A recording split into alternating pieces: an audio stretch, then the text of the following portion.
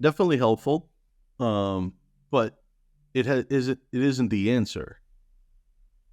It's a the interesting part of that question is something I think we should talk about at Digital Dealer is the empowerment of your staff.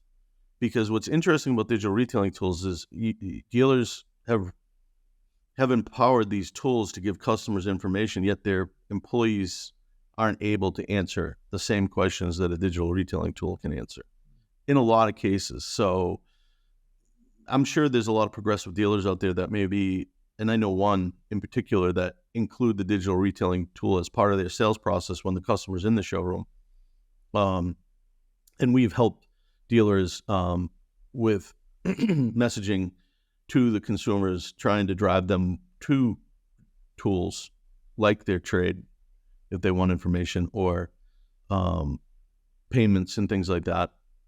But where the challenge comes in is the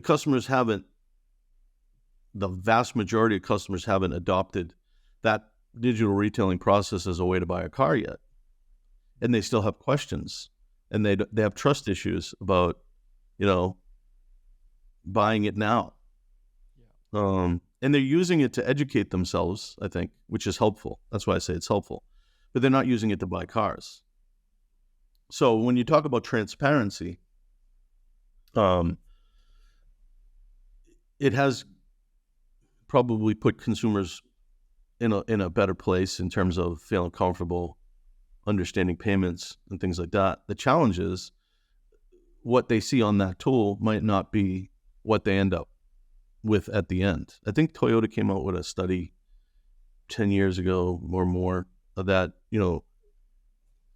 the average customer that submits a lead for a new car, 42% of them end up buying a used car.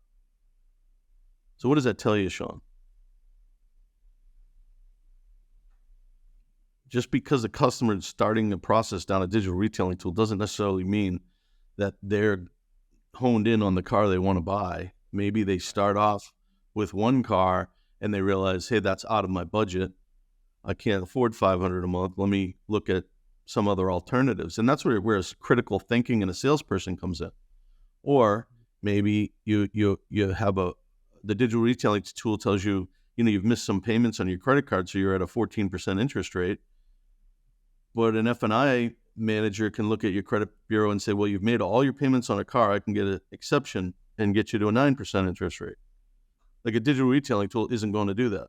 Or digital retailing tool spits out data from the auctions and trade tools and all that and says your car's worth 10 grand. And the dealer only wants to give you 8, or maybe they can give you 12 if they see it and it's, you've taken exceptionally good care of it, or they know they have demand for it or whatever. So those are types of things that a digital retailing tool can't do.